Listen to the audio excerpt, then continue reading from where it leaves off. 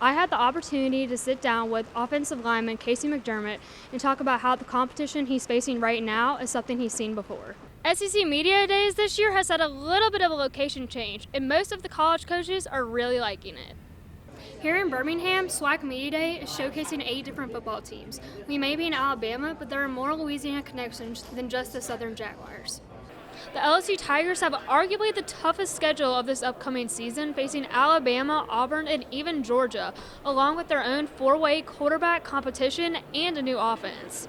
Hey guys, I'm out here at Centennial Park in Atlanta, Georgia for the SEC Kickoff Summerfest. I went around and asked some of the fans what SEC coach they would like to have dinner with, and I got some interesting answers.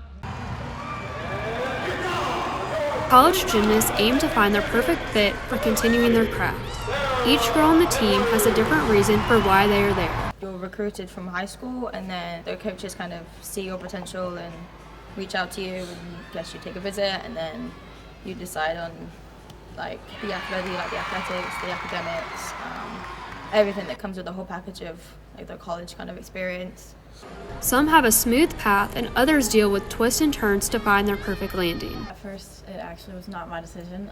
My mom used to be the coach there, and so after they let her go, they also let me go. My coach at home was really close with Jay, and that just kind of like made my decision really easy. Me being on the international scene, Jay kind of knew who I was and reached out to me and persuaded me to come take a visit, and then long story short, I ended up committing. With the unique process of commitments, college are given diverse teams of athletes that make every sport about more than wins and losses. That's kind of a talk to themselves. They decide, Kaya for one, we wanted her very badly, but when she came here, she had just had an injury, and we just weren't sure, and then she progressed through the season and got a whole lot better. She did not want to commit where she was originally committed, and it was very easy for her to she came back to our camp, and it was very easy for her to transition back to her original first choice.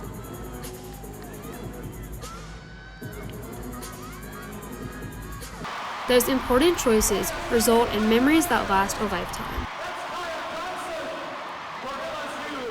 Kristen Payne, Tiger TV.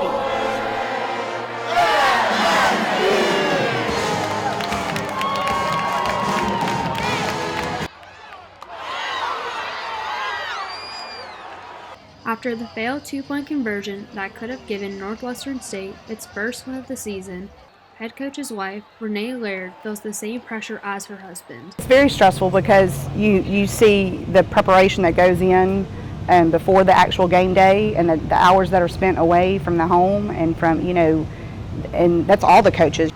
At Northwestern State, Brad Laird is rebuilding the football program. We knew coming in we were going to have to do that. So it's kind of tough. I mean, I think in this season too, your record doesn't really show the leaps and bounds that they've made from game to game. You just at the end you see a score.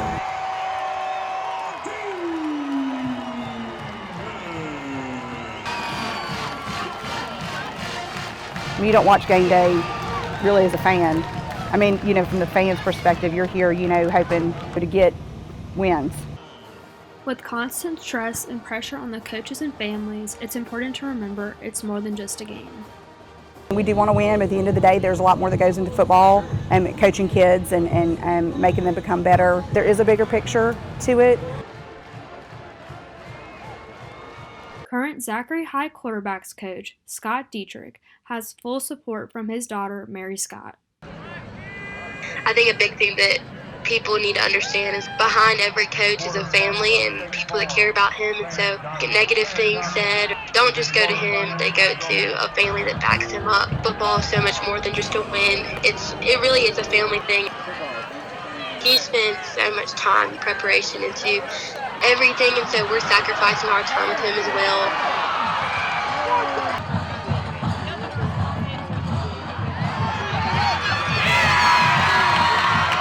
Coaching probably isn't as easy of a job as people think it is. It really takes a toll on your family and health and everything.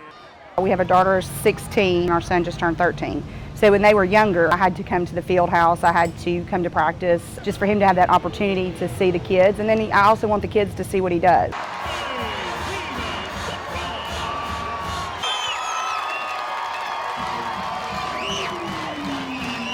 I promise you they're trying to win a ball game just as badly as you are, so if not more. First off, you couldn't ask for a better day. A little chilly this morning, but man, by the time we started playing, beautiful. So that's always a blessing for sure. As far as how they played, super impressed. Clearly, we're still not playing against other teams, but to be able to have the competition that we had and the tight scores, and some of the teams that stepped up and maybe overachieved, and everybody made everybody earn what they got. So that's at this point in the season, you want to be playing well. When we're playing against each other, we're going to win every match and we're going to lose every match. So, the results aren't necessarily as important. It's more how we play. And I thought we played so well today, and super excited, looking forward to next weekend. The fan support today was great. I mean, you never know. It's a scrimmage. It's really not the real deal, but to have as many people come out as came out was incredible. Super fun to play in front of our fans. So that was great. But then, to be able to perform in that environment as opposed to a practice environment, that's critical information. So, and you expect people to step up, but you don't always know exactly what will happen. So, to be able to do this today in front of these people with the uniforms on, I think is a major hurdle, one that we needed to get over well, and I think we absolutely did. Cool.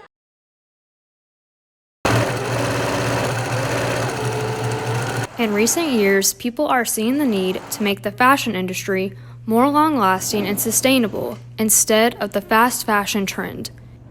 Local clothing businesses like Paula Lafargue's The Maybe Collection strive to make ethical, sustainable clothing using natural fibers like linen produced with minimal environmental impact. The way we do made to order is just in general a much better way. You don't have costly inventory that then is wasteful. Everything is made when it's already wanted. So there's less waste there, and then also the fact that it's made locally. There's not a lot of wasteful shipping and transfer of the product that's going on. Many local and national companies are beginning to change the way they make their clothes to reduce overall waste. This is not something that you saw 10 years ago, so it's really cool. It means people are interested, people are using their dollars to have a voice and say this is how we want to buy.